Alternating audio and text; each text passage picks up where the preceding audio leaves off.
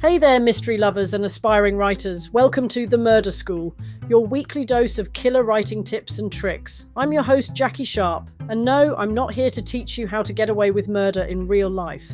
We'll leave that to the experts. Instead, we're diving into the world of crafting captivating murder mysteries that will keep your readers up all night, turning pages and guessing who done it. Whether you're a seasoned author or just starting out, The Murder School is here to help you sharpen your skills and unlock the secrets to writing a masterful mystery.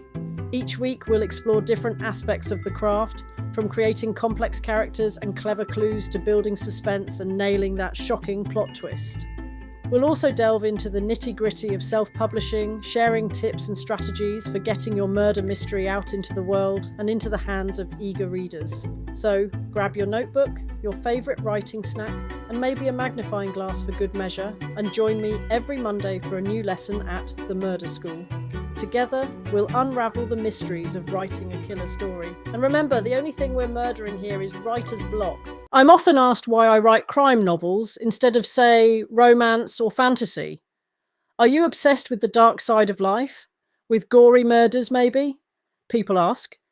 P.D. James once said that to be a crime novelist is to be obsessed with creating order out of chaos. I'm paraphrasing the quote here.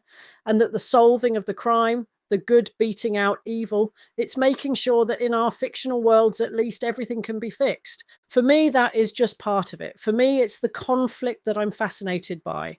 Not just the obvious conflict between perpetrator and victim, or even protagonist versus antagonist, but the internal conflicts, the moral dilemmas, the struggle that we all face to some extent in our real lives.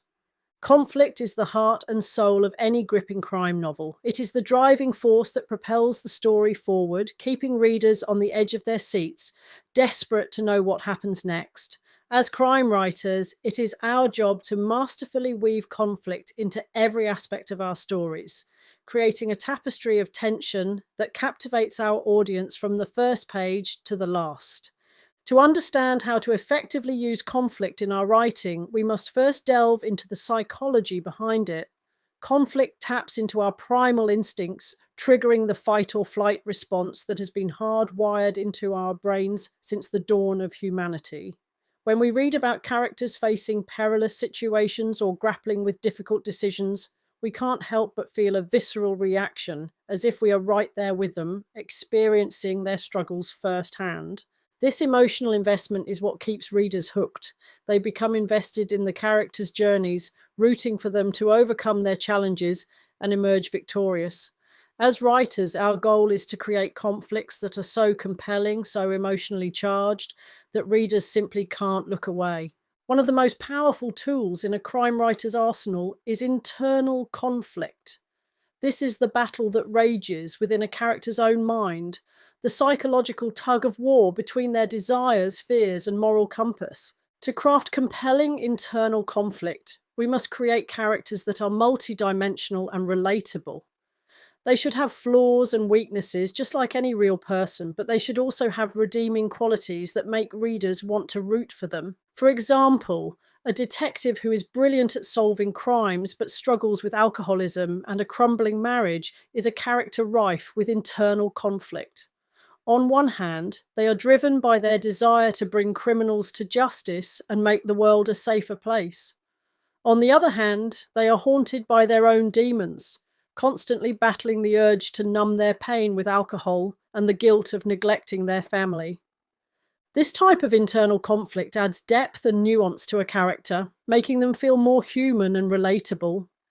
It also creates a sense of unpredictability, as readers are left to wonder how the character will navigate their personal struggles while also trying to solve the crime at hand. While internal conflict is the beating heart of a character's journey, external conflict is the engine that drives the plot forward. External conflict refers to the obstacles and challenges that characters face from outside forces, whether it be a cunning villain, a corrupt system, or the harsh realities of the world they inhabit. In crime novels, external conflict often takes the form of a high-stakes cat-and-mouse game between the protagonist and the antagonist. This could be a detective trying to track down a serial killer before they strike again, or a lawyer trying to prove their client's innocence in the face of overwhelming evidence. The key to creating compelling external conflict is to raise the stakes as high as possible. The more dire the consequences of failure, the more invested readers will become in the outcome. If a detective fails to catch the killer, more innocent lives will be lost. If a lawyer fails to exonerate their client, an innocent person will go to prison. These high stakes situations create a sense of urgency and tension that keeps readers on the edge of their seats. Another way to heighten external conflict is through the use of setting and atmosphere. A crime novel set in a gritty, poverty stricken neighbourhood will have a very different feel than one set in a wealthy suburb. The former might deal with themes of corruption and gang violence, while the latter might explore the dark secrets lurking behind the facade of picture perfect families. The setting can become a character in its own right, creating obstacles and challenges for the protagonist to navigate.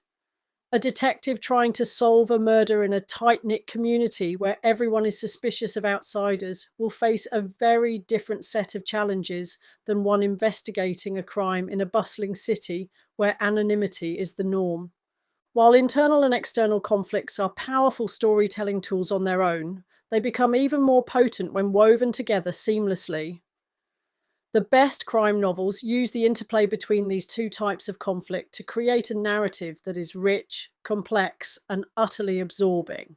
For instance, a detective's personal struggles with addiction might cloud their judgment, causing them to make mistakes in their investigation and putting them at odds with their superiors. This internal conflict then bleeds into the external conflict, raising the stakes and adding an extra layer of tension to the story. Similarly, a character's external conflicts might have a profound impact on their internal state. A lawyer who takes on a high profile case might find themselves grappling with the moral implications of their actions, questioning whether they are truly fighting for justice or simply seeking fame and fortune. The key is to create a symbiotic relationship between internal and external conflict, where each one feeds into and amplifies the other. This creates a narrative that is greater than the sum of its parts, a story that is both emotionally resonant and thrilling to read. In addition to crafting compelling conflicts, crime writers must also master the art of pacing and tension. A crime novel should be a roller coaster ride of emotions, with moments of heart pounding action interspersed with quieter, more introspective scenes. One effective technique is to use cliffhangers at the end of chapters or scenes, leaving readers desperate to know what happens next. This could be a shocking revelation, a dangerous confrontation, or a character making a life altering decision. By ending on a moment of high tension, writers can compel readers to keep turning the pages, even if it means staying up all night to finish the book. Another way to maintain tension is through the use of red herrings and plot twists. By planting false clues and misdirecting readers, writers can keep them guessing until the very end. This creates a sense of unpredictability and suspense, as readers are never quite sure who to trust or what will happen next. However, it's important to strike a balance between tension and relief. If a story is too relentlessly dark and grim, readers may become fatigued or desensitized to the conflict. Moments of levity, humour, or tenderness can provide a much needed respite, allowing readers to catch their breath before plunging back into the fray. One of the hallmarks of great crime writing is the use of subtext, the unspoken tensions and undercurrents that simmer beneath the surface of the story. Subtext is a way of hinting at deeper conflicts and motivations without spelling them out explicitly. For example, a character's body language or tone of voice might betray their true feelings, even if their words say otherwise. A detective might have a contentious relationship with a colleague, but never directly address the source of their animosity, leaving readers to infer it from their interactions. Subtext adds depth and complexity to a story, encouraging readers to read between the lines and draw their own conclusions. It creates a sense of ambiguity and nuance, reflecting the often messy and contradictory nature of real life. At its core, crime fiction is about exploring the darker aspects of human nature.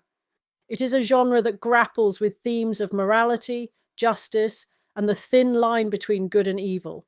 As crime writers, we must be willing to delve into these murky waters, to confront the uncomfortable truths that lurk in the shadows of society.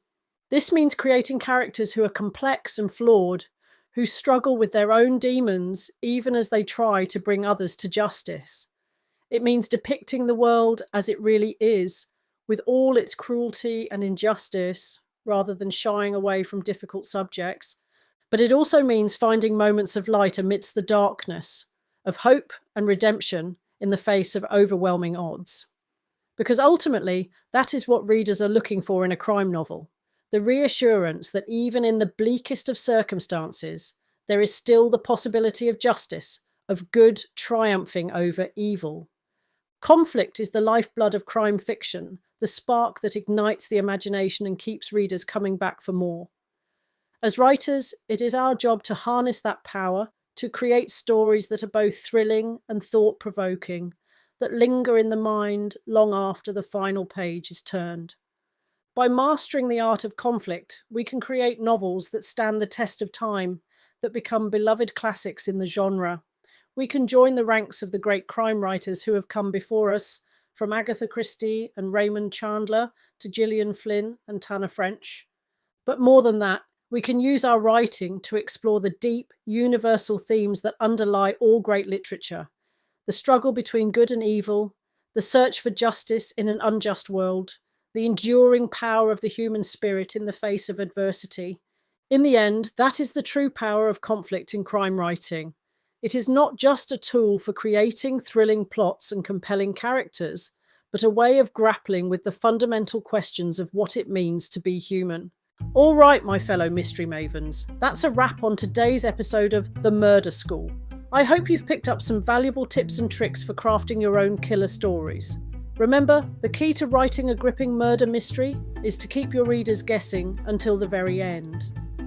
Before we close the book on this episode, I want to remind you to subscribe to the podcast so you never miss a lesson. And hey, if you're watching this on YouTube, don't forget to give us a like and hit that subscribe button. It really helps us out and ensures that you'll be the first to know when a new lesson drops. Until next time, keep writing, keep reading, and keep 'em guessing. This is Jackie Sharp, signing off from the Murder School. Remember, the only good murder is a well-written one.